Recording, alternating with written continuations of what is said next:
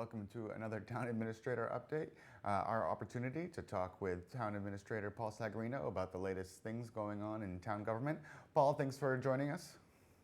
And thank you for having me. So I know, let's start off, we're near the end of April, May town meetings coming up. How are the workings and preparations for that coming along? It's certainly a crunch time now, Rich. I'm getting some bad feedback, so I apologize. But it's crunch time for us. We never feel like that we have it all done in time, and we feel like we're running out of time. But at the same time, I feel like we're just about ready to go. So we're excited to have town meeting upon us, and we're looking forward to getting to the meeting and getting the business taken care of. And how about, I know there's been a lot of discussion about the budget this year with, a lack of sort of income from local, meals tax and hotel tax. So how's that kind of been shaping out? Are the department heads being able to kind of work around the restraints of the situation? Yes, I mean, there's great teamwork and collaboration in doing it. I think we took the substantial hit last September was when we made substantial reductions to the budget. So based upon making those difficult decisions last year, I think it made this year's process a little bit easier. I think every department will have had the opportunity to request everything they need, maybe not everything they want, but certainly everything that they need to have a successful year next year. So we're pretty happy. There's a lot of people involved in the process, a lot of work from Ways and Means, our elected boards, selectmen, school committee, to work with the guidelines that we agreed to at the beginning of the year. So we're really happy everything has come together, and we're really optimistic about the future. Excellent. And I know the goal was to have, no reduction in services, not laying people off, and not adding, too much to the taxes. Was that achievable? Yeah, I mean, I think different from other years, you may say that there has to be some reduction in services, given the fact that we're working with less dollars. But I think that the departments work really hard to try to minimize that, so that any reductions in services will hopefully be less noticeable to the public or to the students. So that's how we try to work through things. Okay. And I know, we were talking right before we started this. You're going to be in front of Ways and Means tonight, talking about capital projects. Anything of note that people might be interested to hear will be up on the docket?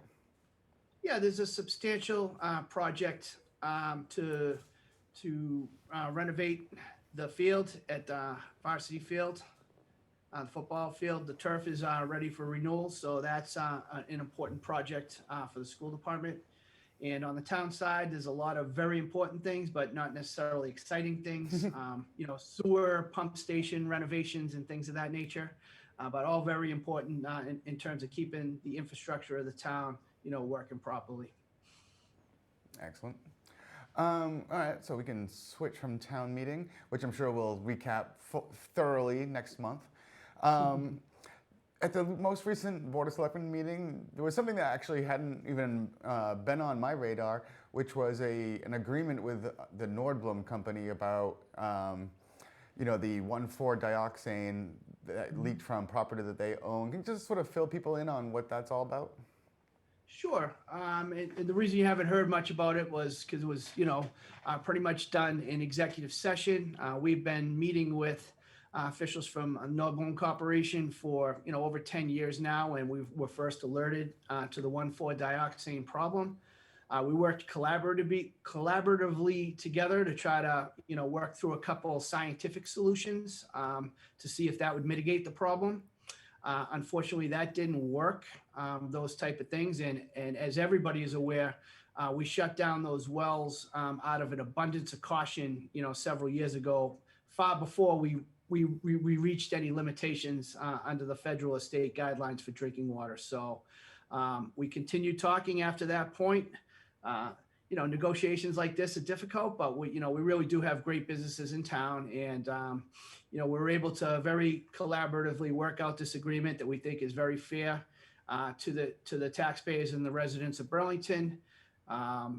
Nordblum Corporation will be providing us a payment which is pretty much equal to the sum of the water we lost to purchase into the MWRA. So it's a big burden off of our MWRA project. Totals about 4.3 million over 23 years, and it mimics the schedule that we'll be paying the MWRA for 1 million gallons per day of water, the buy-in fee, entrance fee, as they call it for MWRA. So, like I say, I can't say enough about Mr. Peter Nordblum. Anytime we hit a roadblock in the discussions, he was able to sort of get involved and keep us moving forward keep his team moving forward and working with us. And we're very grateful to have the deal in place. Yeah, it always seems like there's a good partnership between, the big developers and the town of Burlington. It must be helpful. They work tremendously well with us. They support the community in so many different ways. On this particular situation, again, it was a long drawn out discussion. It wasn't always pleasant, but I think that, we really had the same goal in mind, and we were able to sort of reach an agreement that we feel is very fair to the taxpayers and also fair to the company. They're a big part of town here as well. So, we're very grateful to, although it is a long process, but we're happy that we reached a resolution, and we think it's a great deal for both parties. Excellent. And I've noticed, watching the last couple of Board of Selectmen meetings, there's been quite a lot more activity as far as transferring liquor licenses. I know X-Golf just got one. Looks like Fogo de Chao will probably be up at the next meeting. Talk about how that sort of, is a good indicator that, maybe things are moving in the right direction as far as reopening. Yeah, Rich, I think our restaurants are certainly going to recover, hopefully quicker than the economy as a whole. As you know, we're a big dining destination, and we had in place a reopening task force of various departments and employees to help restaurants survive during the pandemic. And you've seen the results of that, outside seating and various other measures there that we worked really hard to provide them the flexibility to stay open.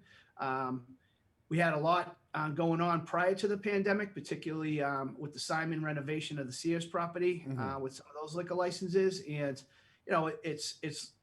it stands to reason that people were a little bit hesitant to move their projects forward with the uncertainty of the pandemic. But I feel like everybody's feeling a little bit more positive, as I am, for the future, and everybody's ready to get back into it again. So we're really excited about the activity, and we're looking forward to having these businesses here in the community. Yeah, I mean, it seems like a good sign when projects that were sort of being talked about pre-pandemic are now back on the radar. So, all right. So last thing, there was it was a special meeting after a long regular meeting talking about a 5G small wireless or small cell facility. Sort of give people a little background on why that was such a topic of interest and where the town landed. Sure. Small wireless facilities, as they are known, are smaller cell tower type installations. They don't fall under the same federal guidelines as actual towers because they're smaller.